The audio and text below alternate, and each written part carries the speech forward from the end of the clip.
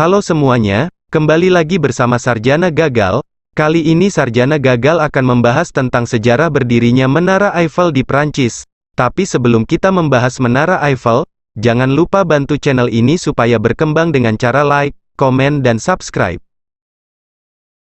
Menara Eiffel sebelumnya bernama Menara Paris, bahasa Prancis, Tour Eiffel, TOEFL, merupakan sebuah menara besi yang dibangun di Champ de Mars di tepi Sungai Seine, Paris. Menara ini telah menjadi ikon global Prancis dan salah satu struktur paling terkenal di dunia, dinamai sesuai nama perancangnya, Gustave Eiffel.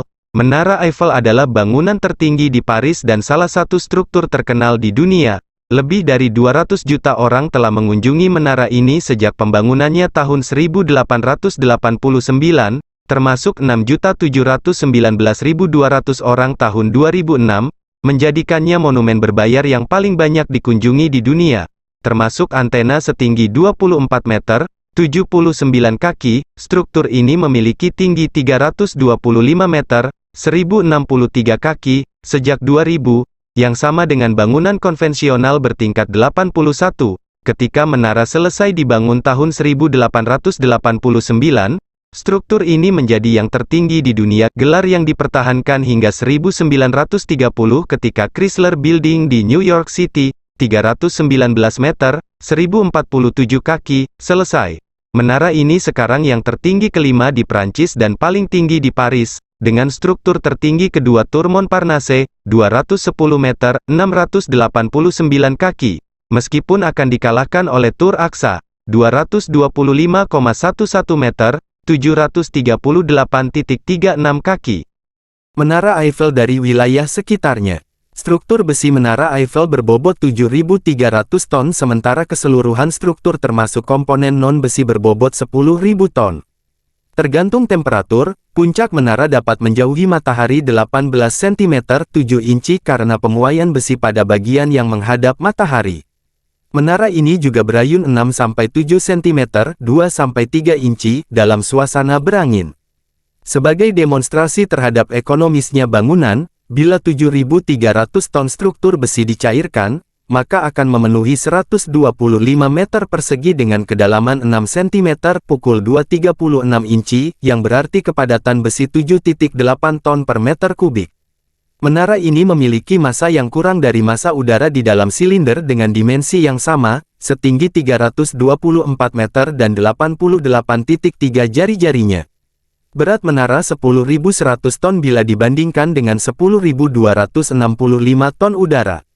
Tingkat pertama dan kedua dapat diakses dengan tangga dan lift. Sebuah loket tiket di Menara Selatan menjual tiket ke anak tangga yang dimulai di tempat itu. Di serambi pertama tangga menaik dari Menara Timur dan pertemuan tingkat ketiga hanya dapat diakses dengan lift. Dari platform pertama atau kedua tangga dibuka bagi semua orang yang naik dan turun tergantung apabila mereka telah membeli tiket lift atau tiket tangga. Jumlah anak tangga 9 ke loket tiket di dasar, 328 ke tingkat pertama, 340 ke tingkat kedua dan 18 ke platform lift di tingkat kedua. Ketika keluar lift di tingkat ketiga terdapat 15 anak tangga naik menuju platform pengamatan atas. Jumlah anak tangga dituliskan secara bertahap di sisi tangga untuk memberikan tanda tangga naik. Kebanyakan tangga naik memberikan pemandangan langsung ke bawah atau sekitar menara meskipun beberapa anak tangga pendek tertutup. Perawatan menara terdiri dari pengadaan 50 hingga 60 ton cat setiap 7 tahun untuk menjaganya dari karatan. Untuk menjaga penampilannya terhadap pengunjung di bawah, 3 warna berbeda digunakan pada menara ini, dengan warna gelap di bawah dan warna terang di atas. Warna cat diubah, menara ini dicat coklat kelabu. Di tingkat pertama terdapat konsol interaktif yang memberitahukan warna pada pengecatan selanjutnya. Arsitek Menara Eiffel adalah Émile Nouguier, Maurice Koechlin dan Stephen Souvestre. Struktur ini dibangun antara 1887 dan 1889 sebagai pintu masuk Exposition Universelle, pameran dunia yang merayakan seabad revolusi Prancis. Eiffel sebenarnya berencana membangun menara di Barcelona, untuk pameran universal 1888, tapi para pihak yang bertanggung jawab di Balai Kota Barcelona menganggapnya aneh dan mahal, dan tidak cocok dengan kota itu. Setelah penolakan rencana Barcelona, Eiffel mengirim draftnya kepada pihak yang bertanggung jawab untuk pameran universal di Paris, di mana ia membangun menaranya setahun kemudian, yaitu 1889. Menara ini diresmikan tanggal 31 Maret tahun 1889, dan dibuka tanggal 6 Mei. 300 pekerja menggabungkan bersama 18.083 bagian besi benam bentuk murni dari besi struktural menggunakan 2,5 juta paku dalam bentuk struktural oleh Maurice Koechlin. Resiko kecelakaan sangat besar. Untuk pencakar langit modern yang tak biasa, menara ini terbuka tanpa tingkat tengah kecuali 2 platform. Tetapi, karena Eiffel mengambil sikap hati-hati, termasuk penggunaan takal bergerak, rel bantu dan layar, hanya 1 orang yang meninggal. Pembangunan Menara Eiffel pada tahun 1889. Menara ini mendapat berbagai kritik dari masyarakat ketika dibangun, menyebutnya mengganggu mata. Surat kabar harian dipenuhi dengan surat kritik dari komunitas seni di Paris. Salah satunya dimasukkan dalam penerbitan kantor penerbitan pemerintah AS William Watson mengenai pameran universal Paris, teknik sipil, pekerjaan umum, dan arsitektur 1892. Dan selama 20 tahun kita melihat, membentang ke seluruh kota, masih dijalani oleh orang-orang jenius berabad-abad, kita melihat bentangan seperti bayangan hitam dari kolom hitam yang dibangun dari lempengan besi berpaku. Penandatangan surat ini meliputi Maisonneuve, Gounod, Garnier, Gerome, Bouguereau, dan Dumas.